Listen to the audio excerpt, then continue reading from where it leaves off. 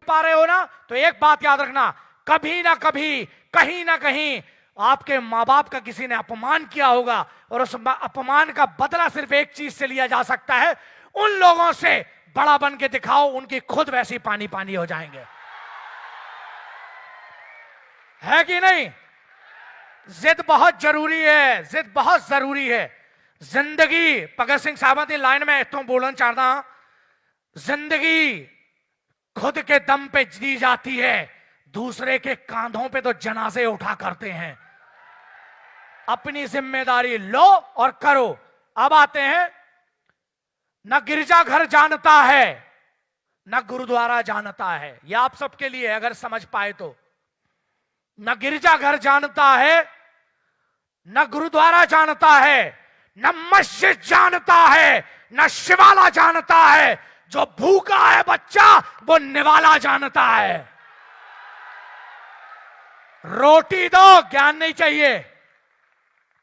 ज्ञान चाहिए? भूख सबसे बड़ा गुरु है।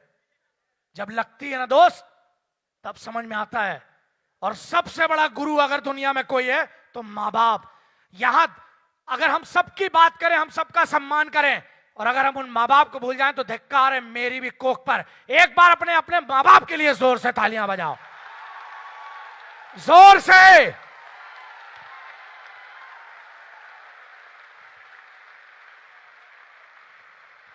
ये उनका कर्ज है हम पर, जो चुका रहे हो, कोई एहसान नहीं कर रहे हो, कर्ज है उनका।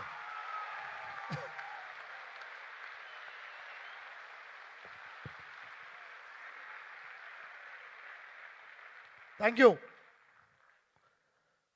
कुछ लोग होते हैं सीधे, कुछ होते हैं टेढ़े, हमें आड़े। समझ गए? क्योंकि मेरी मां से एक बड़ी अच्छी चीज सीखी है, सच की सबसे बड़ी ताकत यह है कि याद नहीं रखना पड़ता। हमने गधे को गधा बोला और किनको क्या बोला आप लोगों ने देख चुके होंगे।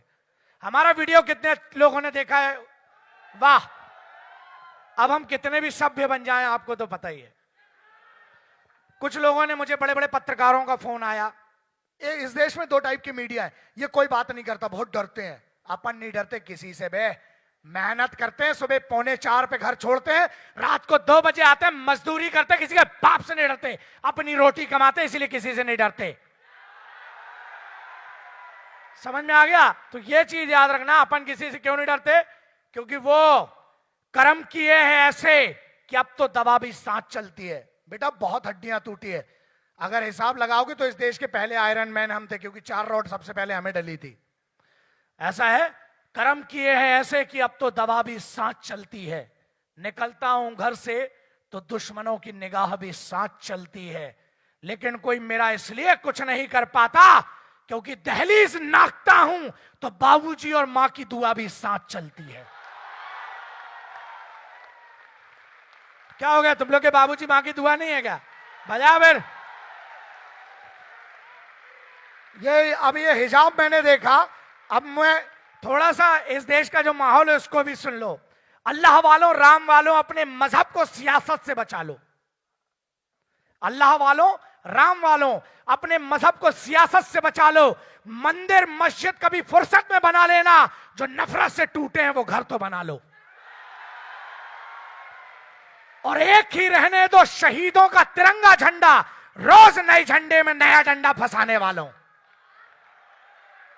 भाजी चंगी सी कि नहीं? हाँ, ये बाबा गुरदास मान दी लाइना सी, मैं उन्होंने चेला सी, मैं उन्होंने बहुत मनना, उन्होंने बहुत इज्जत करता ने। वो भी बहुत गजब से लोग हैं। मतलब मुझे आज तक समझ में नहीं आया कि जीत में इतनी कब से दम हो गई कि हमसे बच के निकल जाए। जीत इतनी कभी ताकतवर नहीं थी कि योद्धाओं के हाथ से छूटे। और तुम योद्धा हो क्योंकि इस देश में हर वो इंसान जो घर में रोटी कमा के ले जाता है वो सिपाही से कम नहीं है, इसलिए अपने आप को सिपाही मानना। और कुछ नहीं है, हमारा कोई इंट्रोडक्शन तो है नहीं। लोगों ने बावड़ी पूछ के बारे में सुना है, देख लो।